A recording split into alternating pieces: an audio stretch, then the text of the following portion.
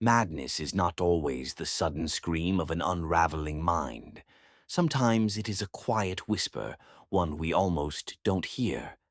A whisper that tells us that maybe, just maybe, we are the ones who chose this descent. In the stories of Edgar Allan Poe, we don't encounter strangers going mad.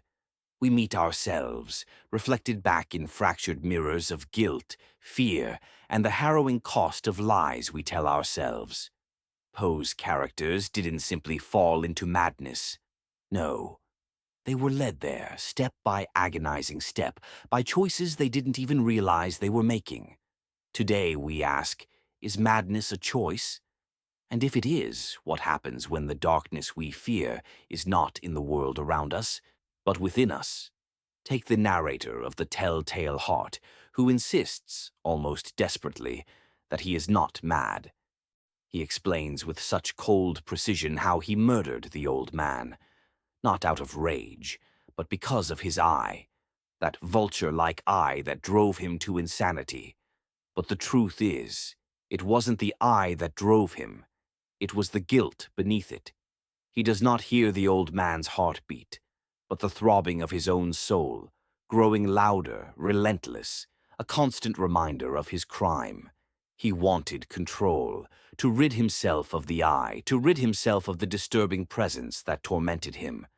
But control, like sanity, is a fragile thing. The deeper he tries to bury his guilt, the more it rises from beneath the floorboards. What Poe understood, and what we can never forget, is that the mind's grip on reality is just as delicate. If we twist it just enough, we lose our sense of self, and we slip into madness without even knowing it. And then there's the Black Cat, another tale of a man teetering on the edge of his own fractured mind. He begins with love, with kindness. He is tender with his animals, especially a beloved cat. But that tenderness begins to crumble when a strange, dark force awakens inside of him. A spirit of perverseness, a desire to destroy what he loves for no reason at all. At first, he doesn't understand it. How can he, a man who once showed affection, be overtaken by such brutality? But he doesn't look inside. He doesn't face the growing darkness within him. He projects it onto the cat, onto his home, onto the world. It's not my fault, he tells himself. It's the cat's fault. The cat made me do it. Here's where the choice comes into play, the choice to shift the blame, to turn inward and confront the darkness, or to push it away and let it fester. Poe shows us the consequences of that choice, the slow unraveling of a man who refuses to face what he has become.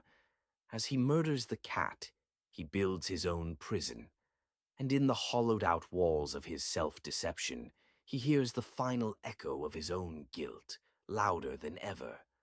Poe's brilliance lies not in depicting madness as an external force, but in showing us how we construct our own prison. His characters don't just lose their minds, they build them. They wall themselves off from truth, from guilt, from reality. In The Telltale Heart, the narrator doesn't just kill the old man. He kills the truth. He buries it under the floorboards, but that truth, that guilt, won't stay silent. It speaks to him in the language of heartbeats, growing louder and louder until it consumes him entirely. This is the ultimate tragedy Poe warns us about. The mind, when pushed too far, will betray us. What we repress cannot be forgotten. It will return. But here's the hardest truth Poe leaves us with. Madness is not just about losing control. It's about a choice to surrender it. Each of Poe's narrators made a decision, however small, to avoid the truth. A choice to tell themselves a comforting lie. This is where cognitive dissonance comes in. The battle between what we believe about ourselves and what we've actually done. As the guilt becomes unbearable, the mind fractures.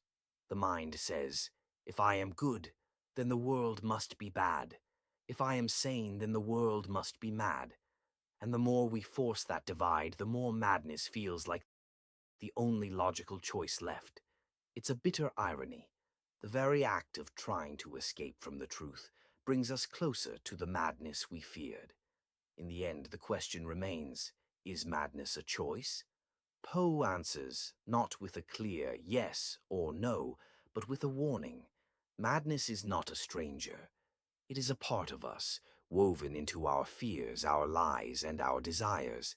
The question isn't whether madness will find us, it's whether we'll recognize it when it does, and whether, in our darkest moments, we will still have the courage to look into the mirror, to confront what we've done, to face the darkness we've fed, and perhaps, most terrifying of all, to admit that we chose it. Poe leaves us with the chilling thought, madness isn't something that happens to us, it's something we allow.